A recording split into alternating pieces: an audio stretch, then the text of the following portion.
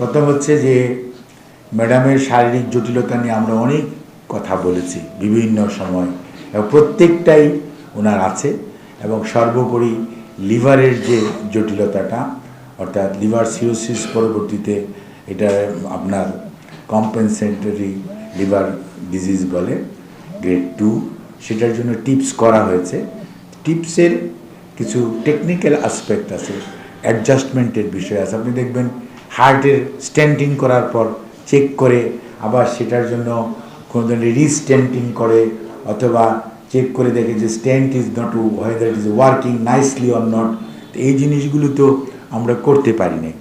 তারপরে হার্টে আপনাদের মনে থাকার কথা যে ওনার ব্লক ছিল, আমরা খালি লাইফ সেভিং যেটুকু পোর্শন সেটুকুই করা হয়েছিল ওই সময়ে, কারণ শারীরিক সুস্থতা ওই পর্যায়ে ছিল না। কাজে ওনার আরও যে ব্লক আছে সেটা আমাদের অ্যাড্রেস করার দরকার আছে। ওনার ক্রনিক কিডনি ডিজিজ যেটা আছে সেটা আমাদের অ্যাড্রেস করতে হবে। তারপরে ওনার করোনা পরবর্তীতে কিছু জটিলতা আছে, সেই জটিলতাগুলো নিরসন করার জন্য, যাদের করোনা হয়েছে আপনারা জানেন অনেকেই যে করোনার পরে অনেক ধরনের জটিলতা মানুষের কিন্তু এখন বিভিন্নভাবে দেখা দিচ্ছে, আগে কিন্তু এটা বোঝা যায় নাই। কাজেই আপনাদের ফ্যামিলির মধ্যে খোঁজ নিয়ে দেখবেন।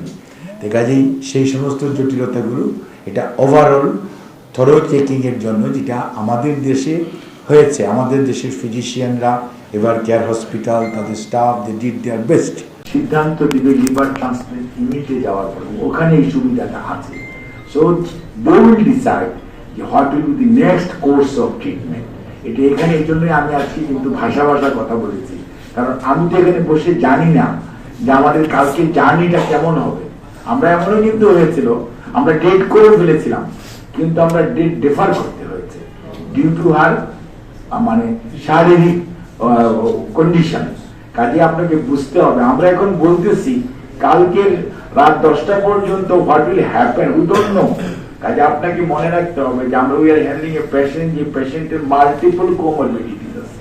কাজে তার জন্যই ওনাকে আমরা ওই লন্ডনের, ওটা হচ্ছে ওয়ান অফ দি মানে বেস্ট, মানে সবচেয়ে পুরনো, অত্যন্ত মানে বিশ্বস্ত এবং ওয়েল ইকুইপড একটি হসপিটাল, যেখানে নেওয়া হচ্ছে যারা মাল্টিডিসিপ্লিনারি আমরা সবসময় বলতাম, সেখানে সকল ব্যবস্থা তাদের আছে এবং সেই অনুযায়ী আমরা তাদের ওখানে নিয়ে যাচ্ছি এবং তাদের ওখানে আমরা ইনশাআল্লাহ রেখে ওনারা সবকিছু দেখে তারপরে আপনার ডিসিশন হবে যে ওনার নেক্সট কোর্স অফ ট্রিটমেন্ট কি হবে।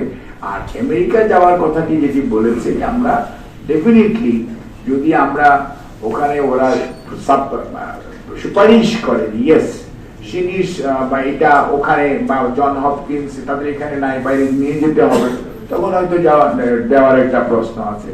আর সুস্থ থাকলেই ফেরার সময় বা কোনো এক সময় আল্লাহ যদি, মানে এটা তো মানুষ চাইলেই কিন্তু উমরা করা যায় না, আল্লাহ চাইতে হয়। এই যে আল্লাহ রাব্বুল আলামিন যদি ইনশাআল্লাহ ওনার কপালে ওনার কবুল করে, yes madam will be able to perform উমরা ইনশাআল্লাহ, ডেফিনেটলি উনি সেটা করবেন। বা এটা কিন্তু কোনো প্রিডিসাইডেড না যে এটা করবেন এরকম কোনোই নেই। আর হজ এবং উমরা নিয়ে কিন্তু সবসময় আপনাদের চিন্তা রাখতে হবে, আল্লাহ চাইতে হয়। তা না হইলে আল্লাহ কবুল না করলে টিকিট করার পর যাওয়ার পরও এমন হয়েছে অনেকে করা যায় না। কাজে সে কিন্তু অবশ্যই ওনার মনের ইচ্ছা, উনি একজন সবসময় ধার্মিক মানুষ এবং ওই সুযোগ পেলেই আগে হজ করেছেন, উমরা করেছেন পরিবারের সদস্যদেরকে বেশ কয়েকবার। কাজেই সেটা ওনার তো এত বড় অসুস্থতার পরে এবং এই পর্যায়ে এত কষ্ট, এত অত্যাচার নির্যাতনের পরে আল্লাহ ওনাকে এই পর্যন্ত যে সুস্থ রেখেছেন,